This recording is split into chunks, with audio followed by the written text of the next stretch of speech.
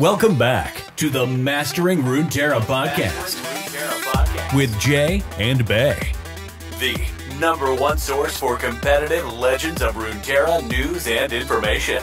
If you're looking for the best decks to play right now, be sure to check us out on Twitter at Master Runeterra or in our Discord. And if you want to take the next step in leveling up your game, check out our Runeterra team on Patreon, where we do weekly learning calls and one-on-one coaching. Now strap in and grab yourself some Poro snacks, because we are about to start Mastering Runeterra.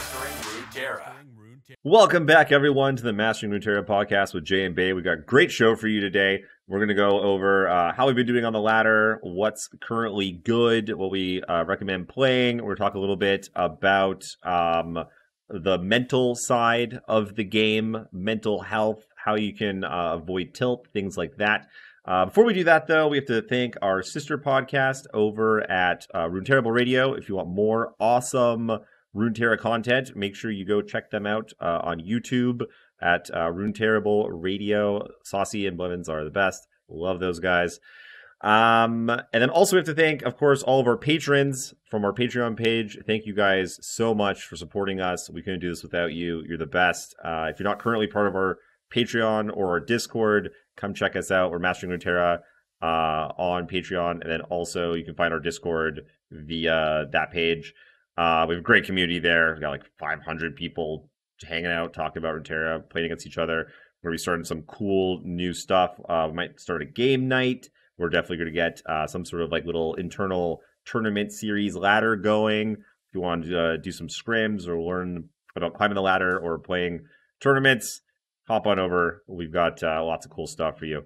Okay, with all that out of the way, what do you say, Babe?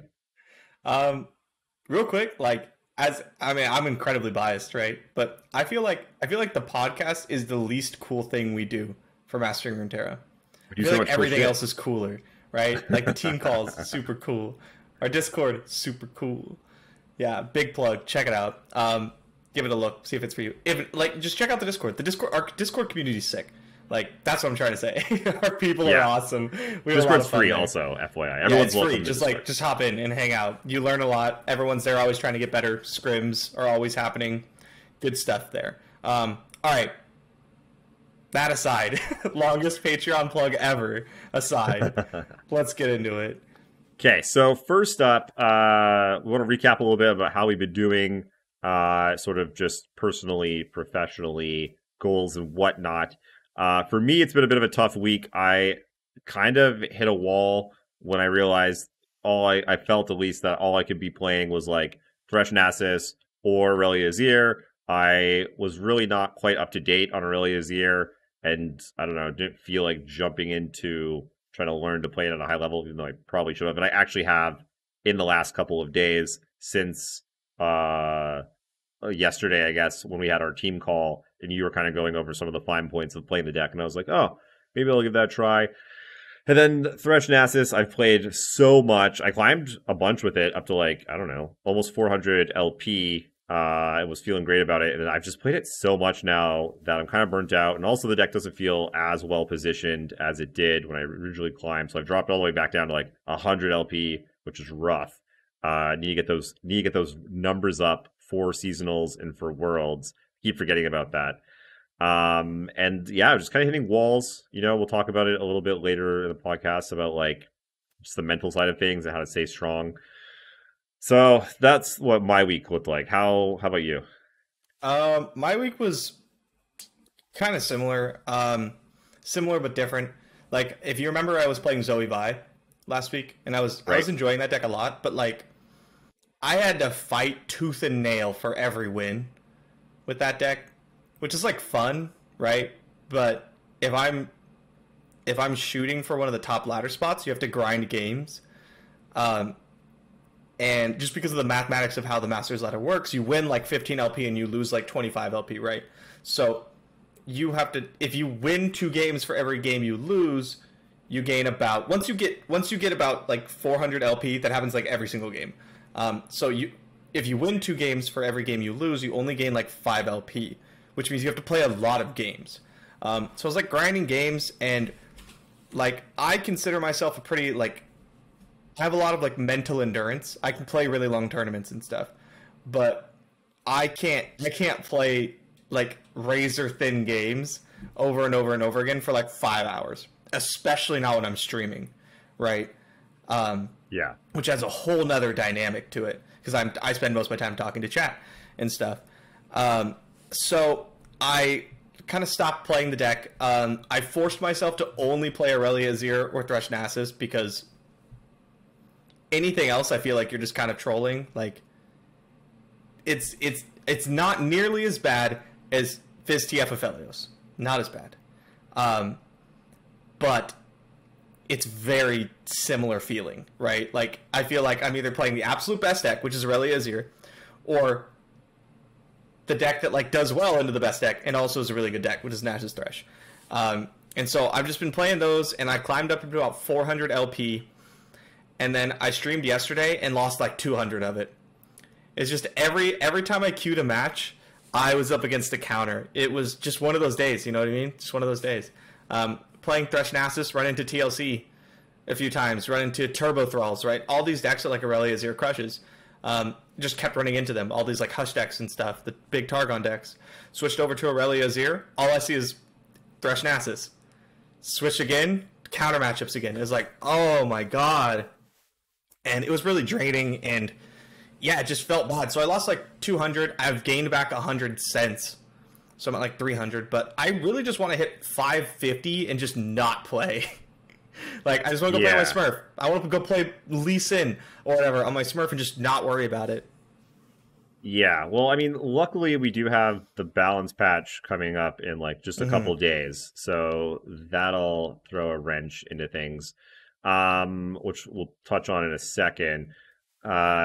Yeah, when you're losing 25 LP a loss, like it's very easy to lose 4 games in a row. It's like poof, it was 100 LP just up in smoke.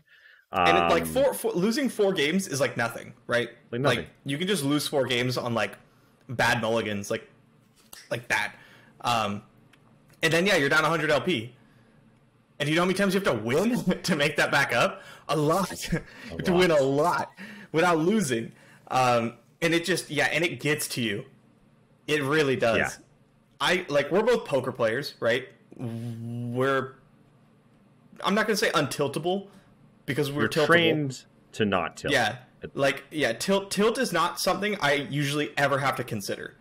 I'm not a very tiltable individual, but when you have to like grind games out and your losses count for more than your wins, and it just sometimes what I hate right now is that if I'm playing a deck, I almost feel like it's decided when I see what my opponent's playing. It's not. It's not that bad. But it feels more like that than it has in the past, where a lot of the matchups felt very skill intensive. There was a lot of like play to them. You were able to maneuver games and stuff. Yeah, you could. There was opportunity to outplay your opponents quite often. You never felt like you were just kind of like dead in the water. I mean, depending on the matchup, of course. Depending on the matchup, but like right now it doesn't feel like that. And it's not as bad as like I'm making it out to be, right? I'm just telling you what it feels like. Yeah, and this happens. What we're seeing here, this sort of rock paper scissors kind of thing, tends to happen when there are 2 decks like this, where there's like one deck that's very dominant, like Aurelia Azir, and then one deck that is very good into that deck, which is Thresh Nasus, and then also pretty good into other stuff, but not quite as dominant, and then a bunch of other decks that are only good into one of those 2. Yeah. And then you end up in this sort of like rock, paper, scissors-y kind of... And you just pick a deck and you queue up and you cross your fingers. And, you know, it feels bad. I don't want that. I want a bunch of 50-50s where I can, like, try to outplay my opponent, and my, like, matchup knowledge is what's really going to decide it. And clearly some people are thriving right now, right? Some people are in the 800s of LP already. I think, like, Darkodius is currently number 1 on the leaderboard. Ace is up there. A lot of people are up there. I know Mo was up there too. So like clearly some people are thriving, but I see the match history or something, and I can't help but feel like, okay, they just played Aurelia Azir for 20 games and only ran into Thresh Nasus 3 times, and that's why they have that much LP. Like I'm not trying to like take anything away from them, because they clearly deserve to be up there if they got up there, right? But that's what it like feels like to me when I see that. You know, they post their things and it's like, okay, well, you skipped, you know, you dodged your bad matchups for like 15 matches in a row, and I wish I didn't feel like that. Because I want all the matchups to be like skill matchups. That's the dream. Is that ever going to happen? Of course not. That's not how games work. But I would like to get closer to that. I would like to get back to the point where like I feel like I can play 8-10 different decks on ladder and have a reasonable shot of doing well. Like even I felt like a couple weeks ago we were like, yeah, you could play like dragons, you could play like Ezreal Draven, you could play TLC, you could play like this Vi deck, and now I feel like a week or two later, you just can't even touch them. Yeah. I wouldn't be caught dead playing Zoe Asol on ladder right now. Yeah, it's strange how quickly that changed. It seemed like there was a lot of tier 1.5 options, and now they're just not good enough, especially like you say when you need that like 65% win rate or whatever it is, because you're going to get one of the two top decks that's going to be a bad matchup often enough, and then you're going to get some of the other like tier 1.5 things that people are playing that also end up being a bad matchup. It just ends up not being worth it compared to playing one of the top two. Yeah, and maybe you play Zoe Asol and you win 55% of the time. You know what that means in Masters? You're losing. You're like losing LP. So yeah, you know, it sucks. And I'm hoping the balance patch on Tuesday fixes it, or at least shakes it up. I want to see some big buffs, and I want to see the top decks get hit. I mean, we say that I feel like every patch, right? We're like, big changes, big nerfs, get this crap out of here, shake it up for me. Here's the thing, though. To be fair, when you're talking about, like, I want there to be 10 plus decks that I can play, the last time that was like for everything to be a skill matchup, the last time the meta was amazing was when they did the huge update that hit TF Fizz, Aphelios, Fiora, and then like buffed a bunch of other cards. And it was awesome. And I kind of hated it because I didn't know how to play on ladder. But it was so nice, right? The meta was so good after that. There was like a million decks you could play. It took a long time for Thresh, Nasus, and TLC to kind of like end up as the sort of top decks. Top dogs, yeah.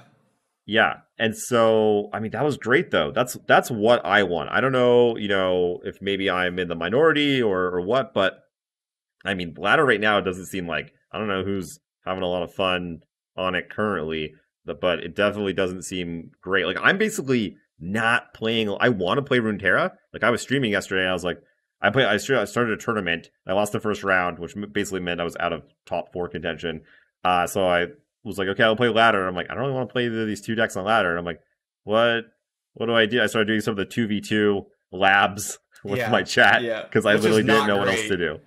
Which is not, so there's not a lot for me to play. So I mean, it doesn't seem great. So what I want is like I would almost like it to be like clockwork. Like every time this balance patch comes around, they just, assuming that the meta isn't great. The meta is like working and everything's awesome. Leave stuff alone mostly.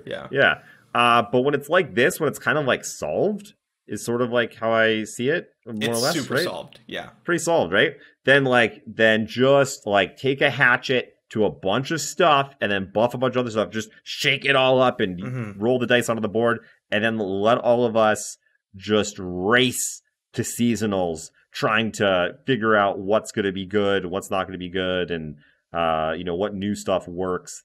To me, that's really exciting. That like gets me going. Like I'll play all day, every day. Yeah, I agree. Like I think the big problem right now is Aurelia Azir is insane, right? Aurelia Azir stomps everything that's not like a counter. And even the counters aren't like that good. I think Thresh Nasus is actually the best deck, but like only because it does well into Aurelia Azir. And like the problem is you have Aurelia Azir, which is like not tier 0, but it's like pretty goddamn close. And Thresh Nasus got nerfed, but it got Merciless Hunter added, which is like kind of a buff. Like that's been pretty big.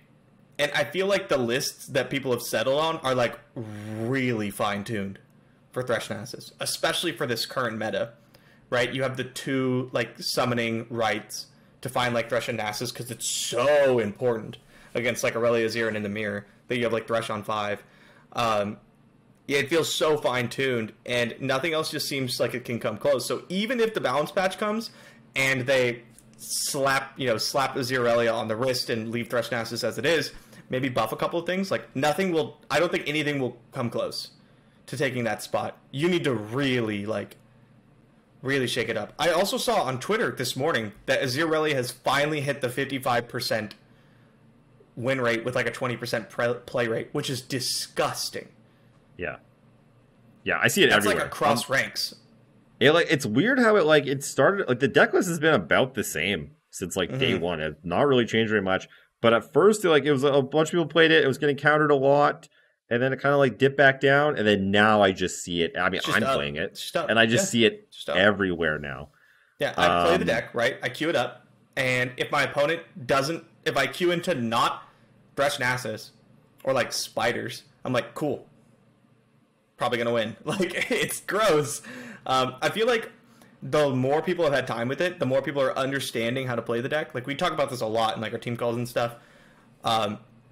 And we were talking about it in the most recent one is, like, okay, are the cards in your hand Azir or Deus? No, mulligan them. Oh, Aurelia's in your opening hand? Cool, mulligan her. Like, and people, that's not like intuitive, right? Oh, I have a sick 1-2-3 that ends in my champion. Well, like, you're not keeping any of those cards because none of them are Azir or Deus, and they're the most powerful cards in your deck.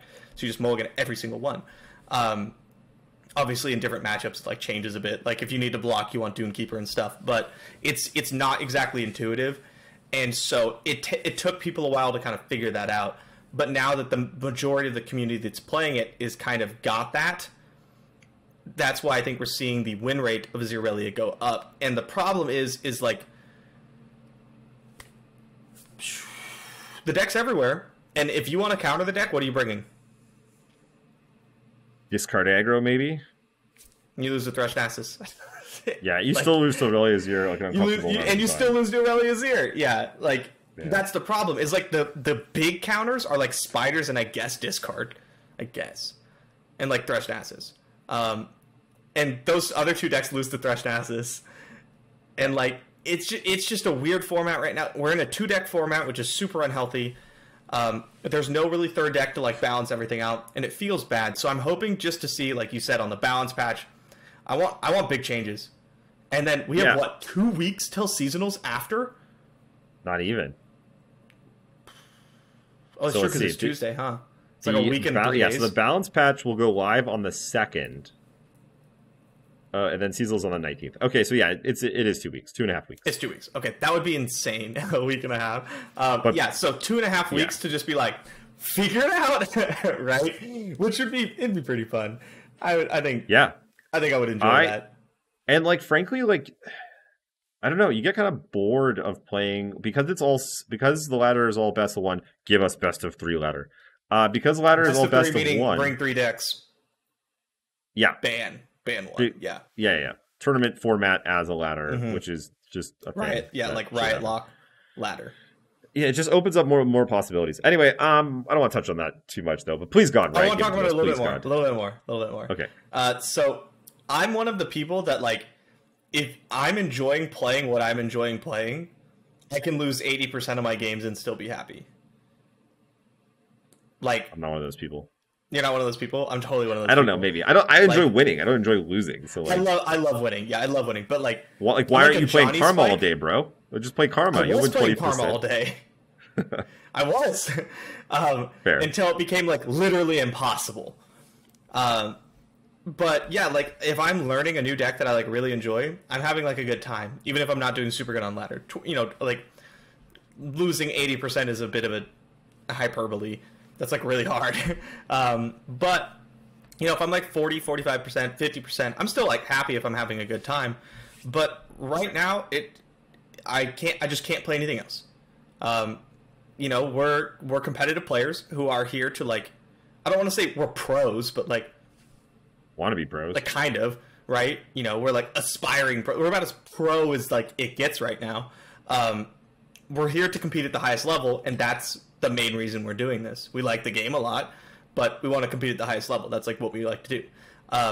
And so I just can't afford to not play the 2 decks. And I'm not having fun playing the 2 decks. Therefore, I'm not having fun. If I really enjoyed playing one of the 2 decks, like, I loved playing Aphelios. So, like, yeah, that meta sucked, but, like, I love playing Aphelios. So I could enjoy that at least. I just don't have that right now. Yeah. And that kind of sucks. All right, enough of me whining. I love it. I say more whining. You okay, love best of me 3 whining? ladder. Give Yeah. it to us. I want it. Sorry, where was I going to go? Oh, yeah. That, like, I don't know. Decks get kind of, like, I love TLC. I really enjoy playing TLC. I feel like I play it well. I can win quite a bit with it. Nah, get rid of it. Like, if they were to get rid of those top 2 decks and TLC just came back to be number 1, I would not be happy. Just because I'm tired of it, frankly. Yeah. Like, so what I would like to I don't see... want a repeat seasonal of last seasonal. Yeah, that's... Plus anytime Aurelia's that here. happens, That'd that's be like... ugh. So, I mean, I don't want to touch too much on, like, what we'd like to see or what we think they should do, because, like, we're just going to have the results in a few days anyway. But if I had my way, I would slash the top, like, what I consider top 2 decks. Aurelia's Ear. Aurelia's Ear is a delicate one. I want it to still be a deck because it's so new and everything, cool. but, like... It's cool. Yeah, and there's lots of different ways you could do that. And I'm pretty sure they will do something for sure. Thresh Nasus, get the heck out. Like, they already tried. They slapped on the wrist. Give it a good slap Give this it a time. good smack. Yeah. Yeah. Hit something else in there. I don't know what, but, like, knock it down a peg. I'm tired of that puppy. Literally. TLC, make the Watcher cost some more money. Some mana. And, like, yeah, again... 18 mana instead of 17. I don't know. Give it maybe a little bit of a slap. A little something. If you make Watcher cost like 2 mana after it gets discounted, I think it solves all the problems people have with the deck. Yeah, 3 mana makes it like even like is a real 3 mana. Yeah, because then after you matron, you can't cast another one no matter what. You can't cast like, the second totally one. fine. Yeah. If you can't interact with something like a unit on turn 8, you probably deserve to lose. That's on you. Right. Yeah. And even like you say, 2 mana would make it so you can only play 2 Watchers in one turn, and like a lot of decks can handle 2 Watchers. Easy. I've killed like 2. Demacia decks can deal with that. You like third or one, fourth the one, ephemeral, get rid of that, trouble. and then like hush the other one or something. Yeah. And then I don't know if Targon. I'm like a little bit tired of Targon stuff. Also, star shaping, make a fatty, win as a strategy. I'm like, I don't know how I feel about that. I'm a little tired of it. It's just been around. I like it to go away for a while. The thing is, like, it's like a carousel, right? Like, I want this stuff to go away, and then, like, bring back a Felios and Fiora, like, in 6 months or something, and then, like, around you go with different stuff. Yeah, it'd be cool to have, like, we do have a Targon deck that's, like, not star shaping, right? But it's like a Demacia deck with Targon cards. It's the Demacia Aesol deck, and sometimes that runs star shaping. But yeah, like, I am, as much as I do enjoy playing it, the Targon decks that, like, your win condition is literally just 3 copies of star shaping is a little annoying. Yeah, I'm just over it. Again, just over it. Like, and you don't have to knock it out of the game, right? You just bring it down a peg so that it's like you just see it a little bit less, and then you can bring it back bring up. some other stuff up. Let's buff some other stuff. I want to see. Hashtag free my homie Aphelios. I'm gonna tweet that right after. By the way, too soon. I'm gonna tweet out free my homie Aphelios. There's already a thing. There's already a tweet going around. Too soon though. I still have PTSD. Just make them playable. I would like to see. What do you think of this? What do you think if we made aggro actually good? Just make aggro tier 1 for once. Nobody wants aggro. It was. Discard aggro was the best ladder deck for like a hot minute. Okay, I qualified for first seasonal's top 32 with Pirates. Like Pirates. That's what we want. I want Pirates to be the best deck for a while. Just play triple parlay. What? Oh, like currently, you mean? Yeah. It's I've pretty good. That. Yeah, I saw that. Kind of crushing with it. Yeah. Yeah. I played a game of it a second ago. It was fun. I think I'm gonna make a YouTube video about it today. Nice. You should. Okay. Well, I'm looking forward to the balance patch a lot, as I think a lot of people are, and really hope. I think also, but just real quick, buffing stuff. Like, buff other things is a nice little way of, like, throwing some sauce into the meta. A little bit of just a little. And they do. They normally buff more than they nerf, but we just don't feel most of the buffs because they're bad cards to start with, and then you buff them, and they're still bad cards. They're just better. Deep went from completely unplayable to like it was 2 copies in the finals of the last seasonals. It's like taking down a bunch of tournaments this season. Yeah, it's kind of like a tournament silver bullet right now. Yeah, which is great. It's awesome. Getting it from obscurity into that level, like that's fantastic. I hate more. Deep. I know you do. I hate it. I'm glad Deep lovers get to play it because people really like it. Yeah, I weirdly have not played Deep since the buff. I liked it back when it was bad. When you it was like one of those before it was cool. Yeah, before it was cool. Now it's like sold out. It used to be all about the music. Okay. Let's jump over to our next topic, which is the mental game within the game. This is where two clearly tilted gamers talk about how not to tilt. So there's a bunch of different things here that we can touch on. Let's start with like more meta, the stuff that we've kind of been talking about. How do you go about, like, what are your thoughts on, what we're talking about right now? When the meta's stale, or you're not having fun, when it feels like work, or you're just you feel like you're bashing your head against the wall. What are your thoughts there? Do you take some time off? Do you persevere and push through? So the thing that's usually most successful for me is either taking time off, which is tough because, like a lot of us, I don't want to say top players, but like the higher ranked players are making a push for Worlds. I currently don't have to worry about that, but I am pushing for like seasonals tiebreakers. Yeah, I don't have to worry about it. Little brag, bro. I do have to push for seasonals tiebreakers. So like taking time off ladder feels like you're shooting yourself in the foot, but it is important to step away. If you're getting tilted, if you find yourself getting tilted, you're burned out, you're frustrated, you're just going to play worse. So I think it's like definitely worth it to take a step away. The thing that works for me the most, though, is to just learn something new. Yeah. You know what I mean? Like, I'm tired of the stupid meta. Like, I'm tired of playing Thresh Asses every day. Just play something new. Maybe you aren't very good at ASOL decks. Try that out. Learn how to play those. Play the deck that you've always kind of wanted to try, but were scared to try it. Right now, what sucks right now is that it just doesn't feel super possible because there's not like that deck that performs really well on ladder that you haven't played because there's only 2 of them.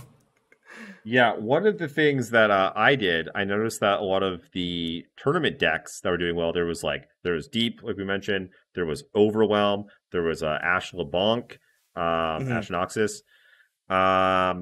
Those decks were doing very well in the tournament scene, and they were almost for sure not going to get nerfed or anything by the upcoming patch. And so, I had played them a few times or sometimes, I had some knowledge, but I was far from what you would say is like a master of these decks. I definitely wasn't like had hundreds and hundreds of games under my belt.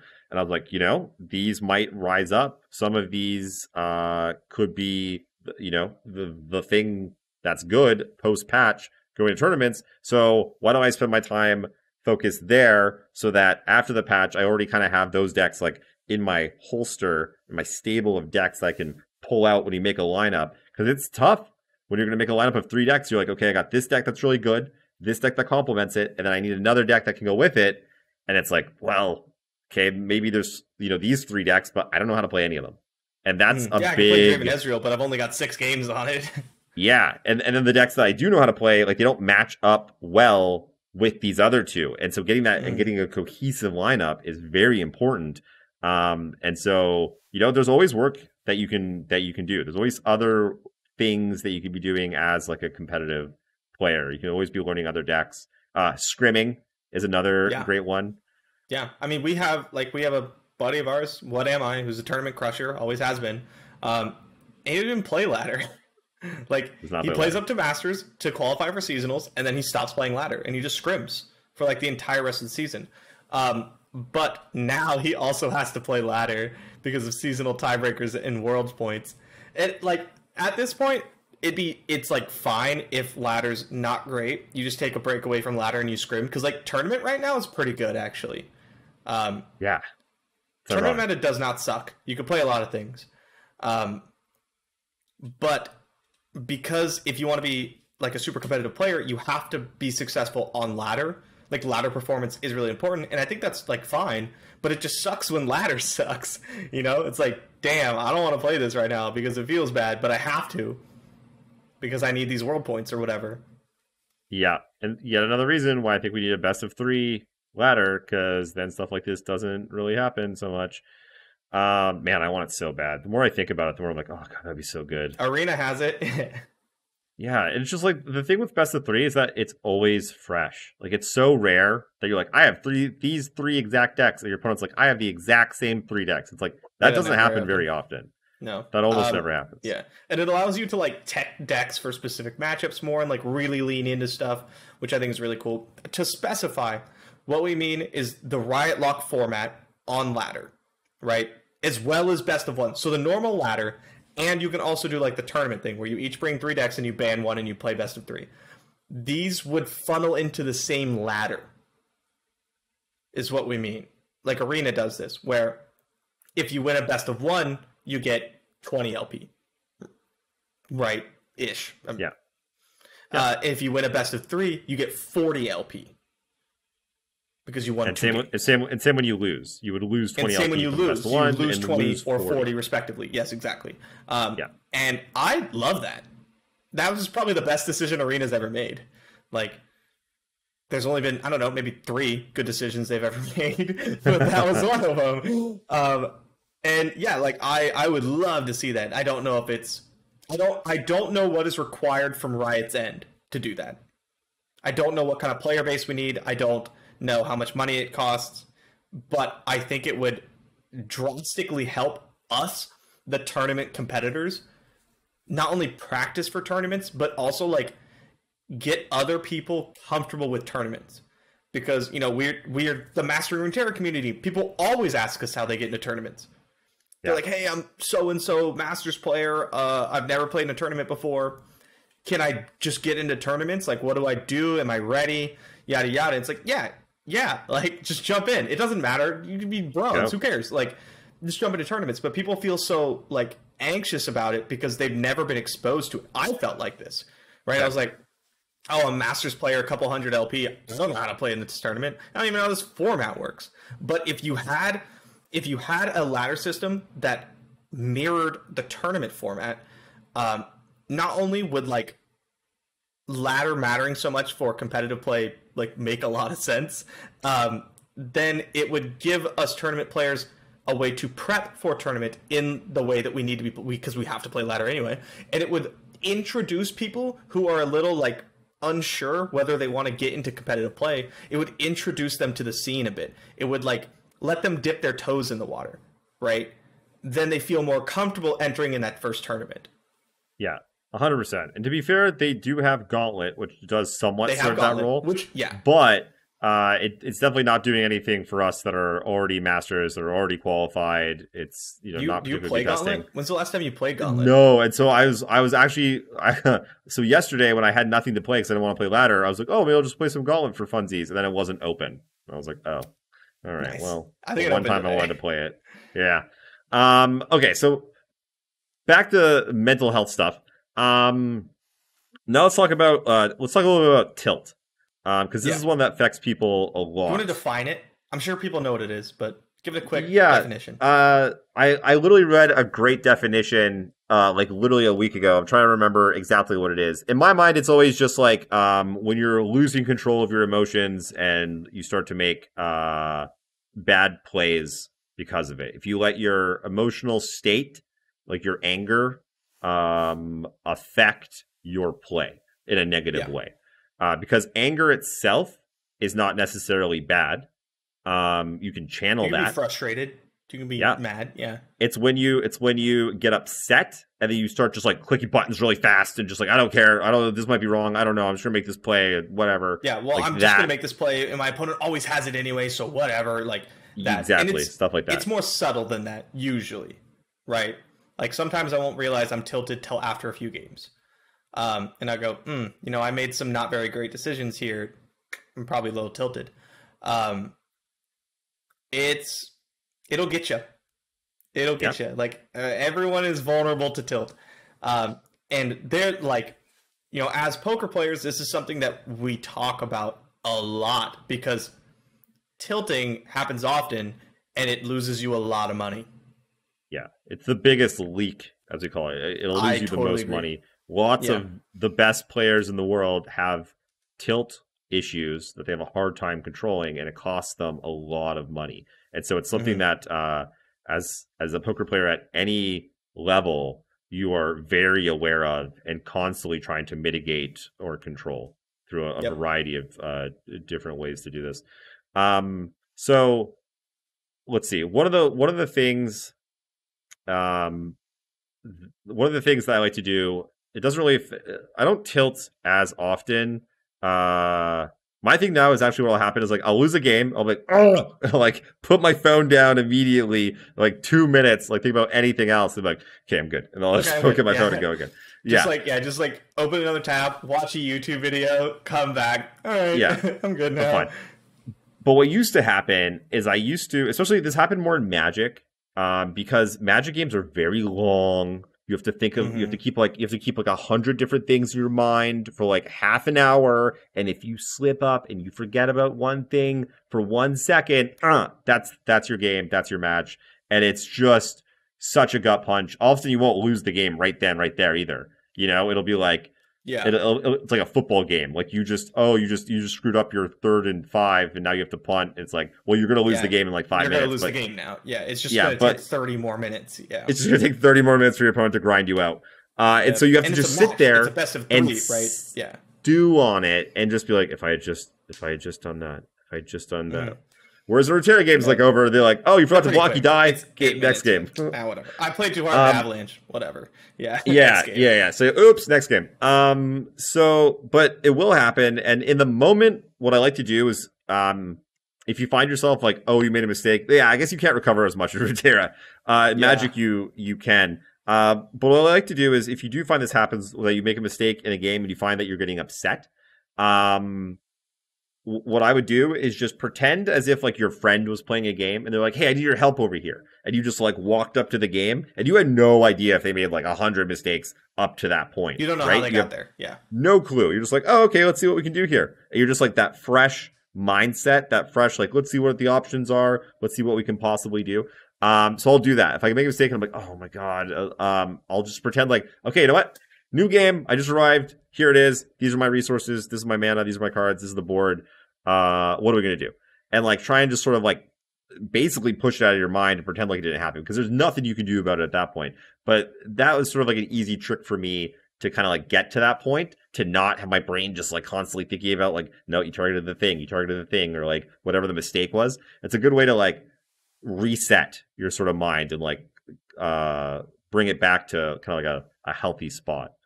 Yeah, I totally agree. And to expand on that, I talked about this, I think, in a previous podcast episode. I talked about how I look at every game like I'm going to I'm going to win. I just have to figure out how to get there. Like it's a foregone conclusion that I win this game. It's just it's a puzzle, right? Like, so if you can do that, right? If you take a second, you take a step back and you go, okay, let's look at this from fresh eyes. Look at it like a puzzle. There is a solution here where you win the game. Maybe it involves your opponent not having certain cards, and then you need to just not play around those things. But yeah, there's a solution here where you win the game. You just have to find it. And then sometimes there isn't, right? You can't win them all. But that mentality keeps you sharp. One of the most like insidious things with tilt for me is I get into a losing mindset, where I'm already losing the game in my head. So I just kind of let myself lose the game. You go on autopilot. You start clicking buttons. I go on autopilot. I'm losing this game. I go on autopilot. Maybe a miracle happens. Maybe it doesn't. Right? And I see this with everyone. Like some of you are at home listening to this going, I never let myself lose a game. That's ridiculous. But I bet you do. I bet you do. It's so tough when you get really far behind and you start thinking, okay, well, they're going to do this and that's pretty bad, so I guess I'll just do this because it's something in my hand to cast, right? Like, and then I'll do this and I don't know, maybe I'll draw something cool. Instead you need to take that step back and go, what steps need to happen in this game for me to come out victorious. We talked about this too. Stop playing to lose less and start playing to win. And that's something that happens when I tilt. And that's when I know I'm tilted, is when I'm losing and I let myself lose. I just sit there and I'm not thinking like 3 turns ahead. I'm not thinking what draw chains I need to have. I'm not thinking how I need to set up this board to possibly pull out a win. I just go, okay, I'm just playing my cards, and eventually I just lose. I just play to lose less, right? And I think that is one thing that really separates like good players from like great players, right? Man. Yeah, I 100% agree. And I have some really some examples that popped into my head like very clearly on both those topics. So one, on mindset and people being like, oh, it's not me. That's not me. The amount of people that I see that are like bronze, silver, gold, and just like, oh man, that climb up to silver 3 was, you know, a real monster. And like I played all day. And I'm like on silver 4, but like, you know, it's basically just all bad luck and bad matchups and run bad. I'm like, or people are like, you know what? I went 0-2 drop in this tournament, but like, my opponent just high rolled. They just high rolled. And nothing I could do. I'm like, And sometimes that's true, but it's maybe 1% of the time. It's basically never this. And that's not the mindset you should ever have. And it's basically not. No. My chat, really quick to interject. My chat will tell me that when I'm playing in a tournament, they'll be like, "You just got high rolled, you low rolled, nothing you could have done." You know, and that's what my chat's saying. And I gotta be like I appreciate that, guys, but like, I don't know. I think I should have mulliganed Mountain Goat in my opener, right? I had this, and maybe instead of casting this on turn 3, and the game went to like 18 turns, and I'm like, I think I cast Guiding Touch too early. I think if I'd have held that gem and cast it here to possibly prevent that attack on turn 6, maybe it would have swung it, right? Like, there's always something you can do, even if it's not super obvious. Your default mindset should be that you are making mistakes and you just can't spot them. The only reason you didn't win is because you're not good enough to know how, right? And that's the mindset I have, or try to have. That's what keeps me from tilting. Is I go, there was something I could have done there to probably win that game. I just didn't know what it was. I just gotta find it, right? I just gotta improve and keep working and go watch this VOD and figure it out, so that next time, I'll know what to do properly. And this won't happen anymore. There's a lot that goes into it too. Like, which deck did you bring? Which cards in that deck did you bring? How did you mulligan? How did you sequence things? And then like on and on and on it goes. We did a learning call yesterday, and we were watching a VOD of Pirates versus Deep. And literally on turn 0, we were like differentiating on like what's the correct mulligan here? Do you keep this card or not? And like that one little decision could decide the game. It swung the game. It swung how the game played out. And we paused it on turn 0 on mulligans and talked for 5-10 minutes for pirate aggro about how to properly mulligan in this specific matchup. Yeah. And we went deep. We're pulling up the people's deck lists, and we're like, well, they have 2 copies of this card, so you have to keep that in mind. And they have no copies of this card. And like that's the kind of stuff we're talking about. And it's so easy to just blame it on getting high rolled. Even I do that, right? Every now and then, I'm like, my opponent just top decked the out.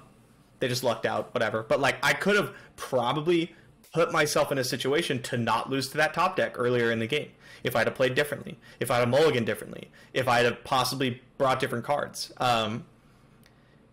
things like that. And it's tough to like try to keep that mindset. It's so easy to blame other things. It's so easy. That's another one that I learned. Gabriel Nassif is considered one of the best Magic players of all time. And he says that he makes about 2 to 3 mistakes every single game he plays. He's played for, I don't even know, 25 years, 30 years. Literally since the game's been out. He's been like literally a top player, literally like one of the GOATs. And it's like LeBron James or Michael Jordan be like, I never play a perfect game. Well, that's true, right? They don't. They miss shots. Mm-hmm. And that's also true of your gameplay, and that's really the mindset that you need to have. And then the other point that you made about the always just assuming that you're going to win. I was playing a game, and it looked like I thought I had it, and I was like trying to maneuver away, and then I was like, and then I was playing against Aurelia Azir, and then I could map out how the game was going to go. And I was like, oh, Like they just need to, move their Aurelia over here, kill one of my blockers, and then the next time they'll move Aurelia over to the empty space, and they push through for lethal or whatever. And I was like, huh. And so like I could have just conceded on the spot, but I played it out and I played it the best I could, and they ended up, instead of killing my blocker, they pushed extra damage on the first attack, and then when they went for the second attack, I was able to play another blocker and block the full board, and then open with my like one elusive unit that I had to deal like the one last point of damage to get them. And so I was like, there it is right there. That was, I played to my outs, and I found a line where I was like, the line was my opponent needs to make a mistake, a judgment. And sometimes miscall. That's it. Sometimes the way you win the game is you have to do this thing and bait your opponent into making a mistake, or they have to play something wrong, right? Happens all the time. I got a famous clip of it. It happens, yeah. So like, don't just autopilot your way to a loss. You do it more than you think. I'm telling you. I do it. Jason does it. We all do it. Just really try to keep that like winning mindset. That like I'm here to win games. Yeah, one of the things that I'm not sure we've talked about on the podcast as much, but we talk about in our calls all the time is having a learning mindset. Yes. And so this really helps you. We should jump into this because this is very good on climbing the ladder and stuff. When people get frustrated on the ladder, we talk about this in our team calls all the time. That if you tie your sort of like happiness and your enjoyment to winning on the ladder, it's going to affect you negatively. What you should be doing is trying to have a mindset that's all about learning. You should be approaching your game not like you're not here to win. That's not your goal. Your goal is to learn. The end product of learning will be winning. But if you're just there to learn, if you get your face smashed in, you're like, okay, let's see. Maybe I could have done this differently. Maybe I could have logged in there. Okay, interesting. Good to know. On to the next game. Yeah, and you this part's way more important in this matchup than I originally gave it credit for. And then you go to the next one, and you're fine. But if and this happens to me all the time, I play ladder with the goal of gaining LP, right? Yeah. Like that's my goal sometimes when I play ladder. And then I lose 2 in a row, and I'm pissed. I'm done. I'm upset, and I'm tilted, and because the only thing that matters to me is whether or not I win at that point, right? But like you said, if you go into the game and you're like, I'm here to, Thresh Nasus, well, I really need to learn how this matchup works more intricately, right? Like, maybe I will keep this card in my opening hand instead of mulliganing away like I normally do. Let's see how that plays out. Like these kind of things, they change your mindset, because then the goal is no longer winning and gaining LP. The goal is getting better. And if you're constantly getting better, one, it lets you like think more critically. I say that every single podcast episode. I say think critically, and I'm gonna keep saying it. It makes you like think more critically about everything that you're doing. If your goal is to get better and to learn things, you're not just like autopiloting what you think is correct. Keeps you off autopilot, yeah. It keeps you off autopilot, which is the killer, man. Autopilot will kill you. And so it keeps you off autopilot, which is already like stupendous, right? It's fantastic. And then it keeps it so that, like you said, when you lose, it's not a loss. Like technically it is, right? You learned. You won. Yeah. You won. Yeah. You're not here to win. You're here to get better, and eventually you will win more because of it. And that's all that matters. Yeah. And there's always something to learn constantly. Like we just talked about pirates being like, it was maybe the most straightforward deck you can play, really. And on turn 0, we've got 2 different lines of thinking of ways that you could go. And I mean, now take that from the simplest deck on turn 0 all the way to playing something like a Star Shaping, a Felios, Twisted Fate, something with just a bunch of options every single turn from turn 0 to like turn 10. Like you don't think there's just a crap ton of options in there for you to learn from. So having that learning mindset will allow you to just keep gaining knowledge, information, and making you just a better and better player. And it's tough to do. It's tough. You got to keep coming back to it. It's not just it's tough for us. It's tough for everyone. It's very tough for us. The very best people at like Magic or Runeterra, they're doing this all the time. This is all how the time. It is their like default state. Default setting. Yeah, for sure. Every time someone says knowledge, I think of the Ty Lopez in my garage ad on YouTube. You know what I'm talking about? I don't know. Like, okay, it's this guy, right? And he's like got a camera over here, and he's like, "Hey guys, I'm in my garage." He's like, "I got a Lamborghini over here." And he's like, "You know what I like more than money and Lamborghinis? Knowledge." I've seen that. Okay, yeah. This is what every time someone says knowledge, I think about that in my garage. Like it's super important, and all the top players are doing it, even if they're not doing it like consciously, right? Even if they don't sit there and go, okay, today I'm going to like, okay, this matchup, like we're gonna practice mulligans or something. Like that's what they're doing, even if they don't know that they're doing it. And if they weren't doing it, they wouldn't be top players.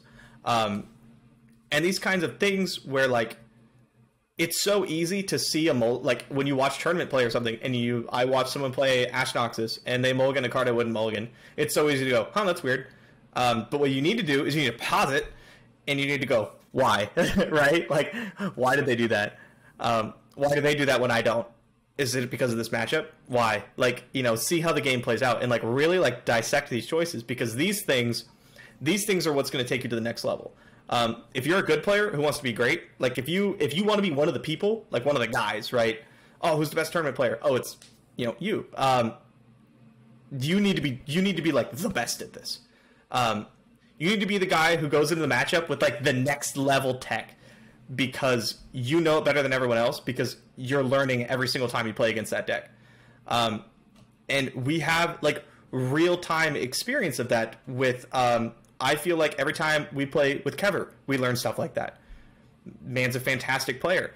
And in the last seasonals, not the most recent one, but the one before, Kever said, hey guys, I've been playing this matchup so much, the Twisted Fate Aphelios matchup, and he said, you know what's so important? The champions. They're more important than literally everything else in the matchup, and you can't kill them outside of Invoke. So he's like, what if we make an entire deck based on, it's the same deck, but all it does is kill champions? So what if we put in Tahm Kench? And that's what won seasonals. Like, no one was playing Tahm Kench Aphelios. Are you kidding me? Nobody. I called him stupid in our Discord chat. I was like, you're a madman. But like, he approached this matchup with a learning mindset, and it led him to a realization that like, we knew champions were important, duh, right? Like, but he really took it to the next level, and because of that, he was able to make this like next level thing that like people didn't realize yet. And yeah, if he was just grinding games with Aphelios Twisted Fate to like gain LP, he never would have come up with that. Never. Yeah. He'd still be playing Twisted Fate Aphelios at that point, right? Looking to just get the next win so we can get to more LP. And that is what really, in my mind, separates like the absolute best. For sure. 100%. I had a point that I wanted to make on that topic. And then I went on too long? I rambled too long? No, it's fine. I lost it, though. Anyways, but that's fine. Maybe it'll come back up. I agree with everything you're saying there. And yeah, shout out to Kever. He's very much got that mindset where, one of us will throw up like some crazy deck list and they'll just be like, oh, interesting. There's not like just like, no, that looks like trash. Like, who knows? He'll try it first and then he'll be like, that's trash.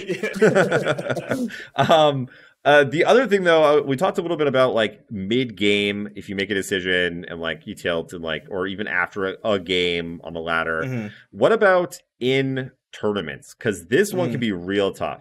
You're playing seasonals. You're like 6-0. All of a sudden, you make a mistake. You take a loss. Now you're 6-1. Now instead of being like 7-0 and practically a lock, like now you're like in trouble, and it's like you can spiral real quick, or you lose the first round. You just an absolute gut punch. Now it's like, oh, you have to try and go 8 all the way back. Maybe you have to go 8-1 or something. You doubt yourself. Is your lineup as good as you thought it was? Yeah, totally. So that's also a very tough one.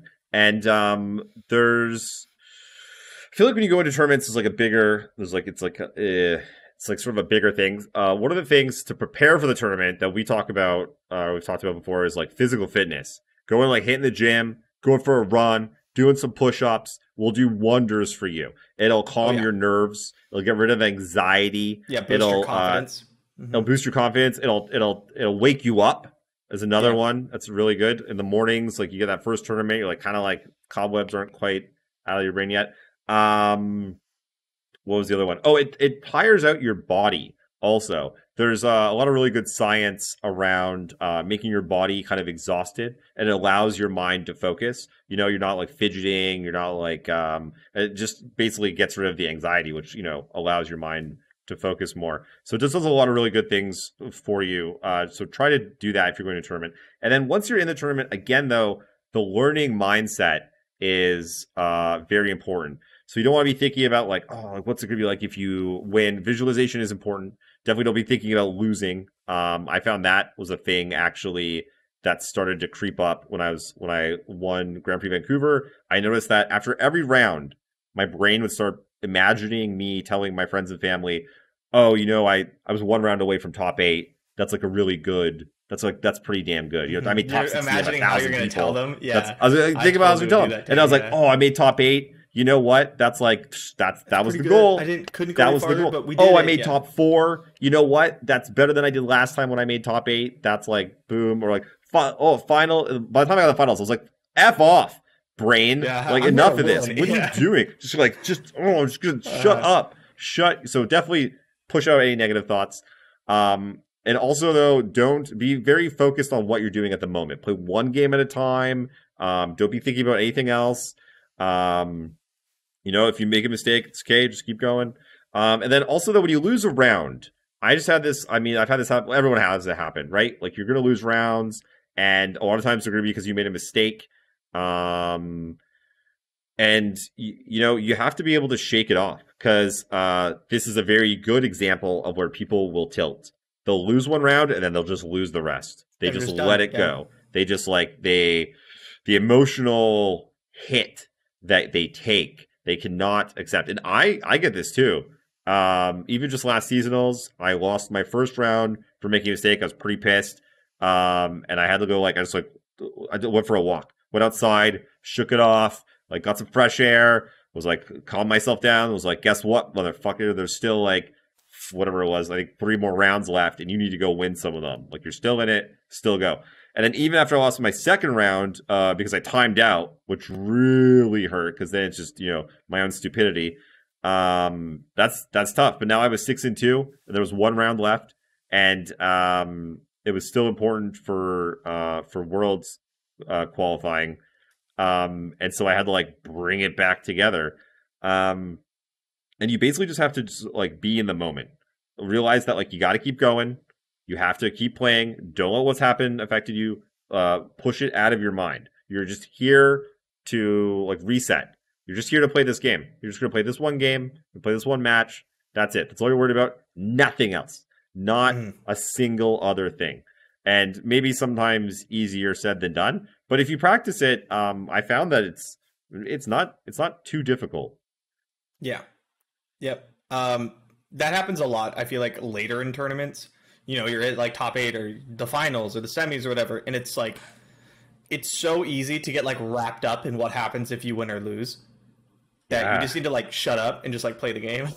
Right? Yeah. And normally that would happen to me. My first few tournaments were that I made the finals. Because I, like you, was a competitive Magic the Gathering player. And so the first few times you make a Pro Tour qualifier top 8 or something, it feels very big. Because huge. Winning means a lot.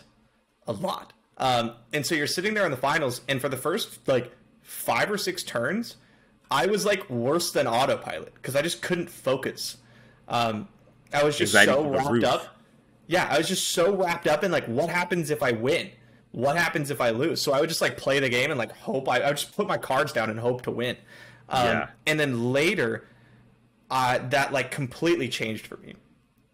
Completely changed. Now I played enough tournaments that I don't have that initial anxiety, and now I know how to not beat it, but I know how to prepare myself. Like you said, I work out right before tournaments if I can. If the tournament's starting at 10, I'm gonna be at the gym at 8.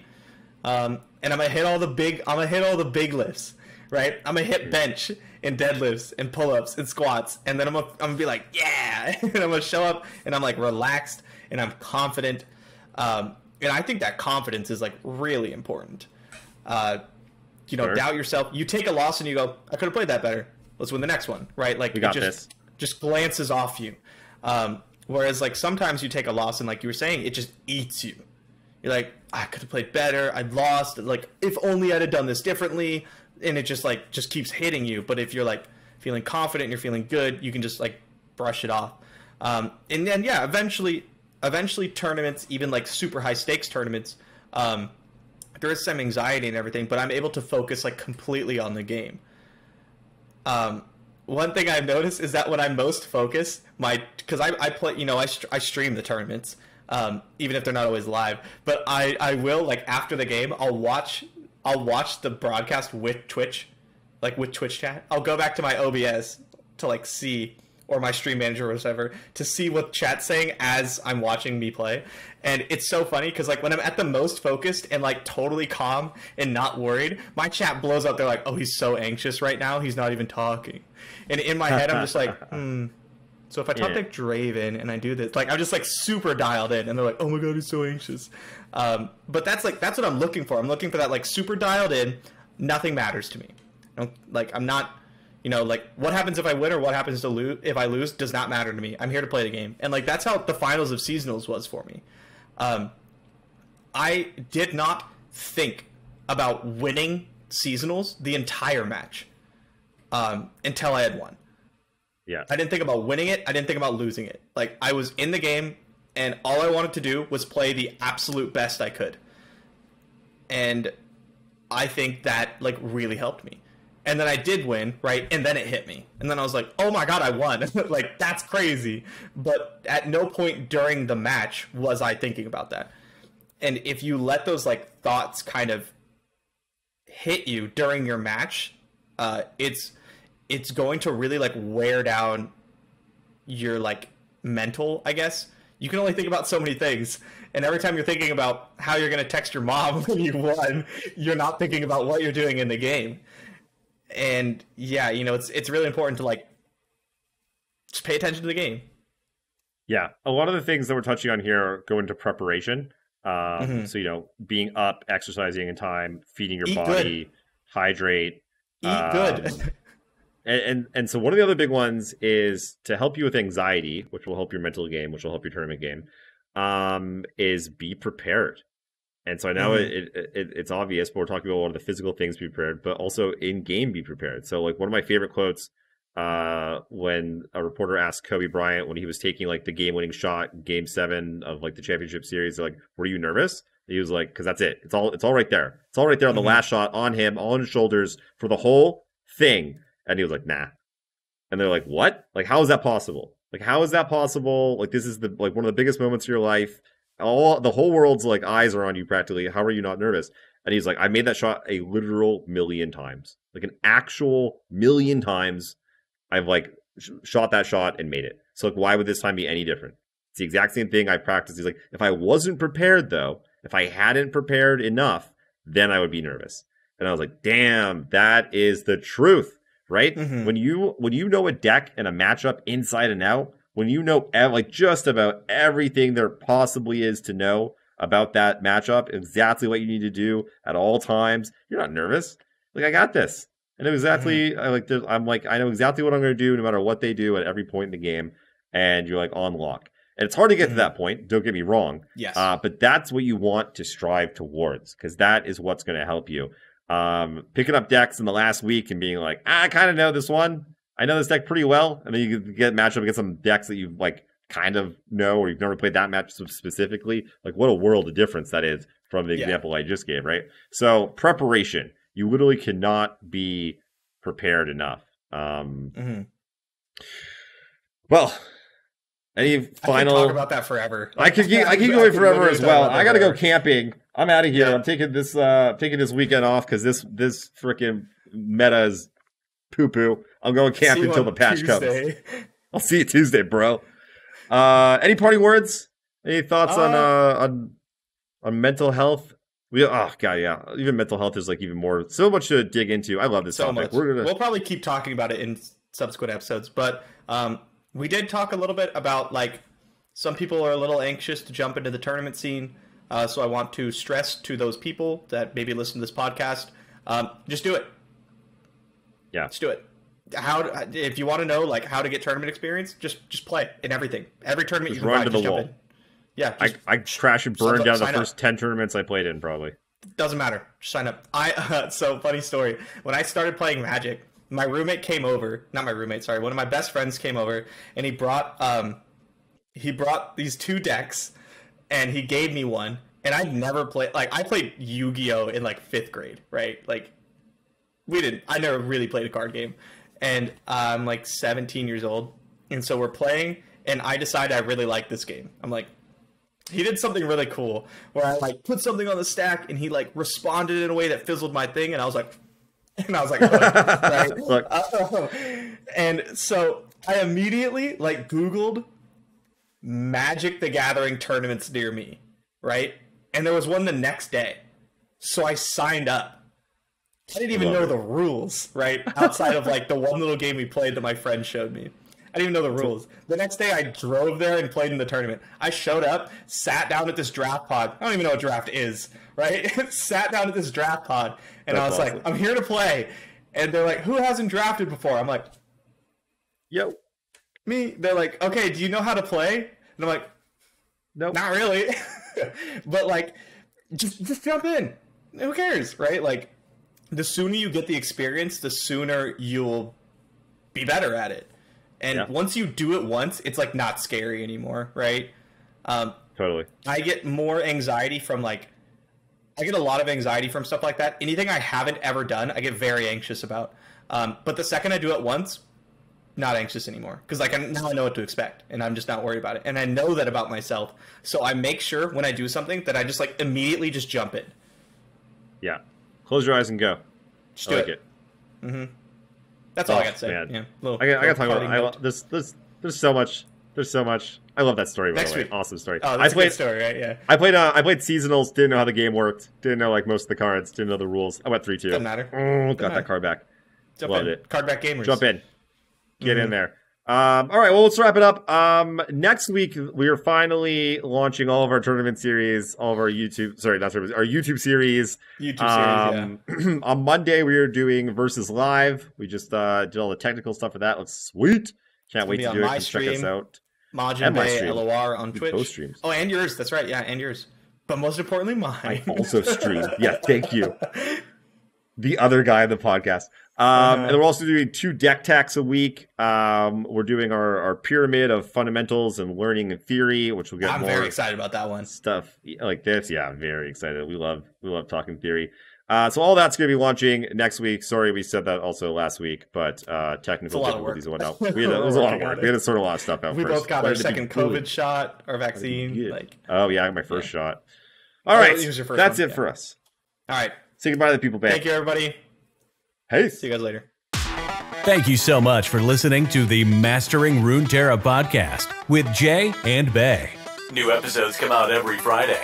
If you haven't done so already, be sure to join us on Discord, check out the Patreon team, and have a look at our deck database on Twitter at Master Runeterra. Links to all of these can be found in the show notes and description.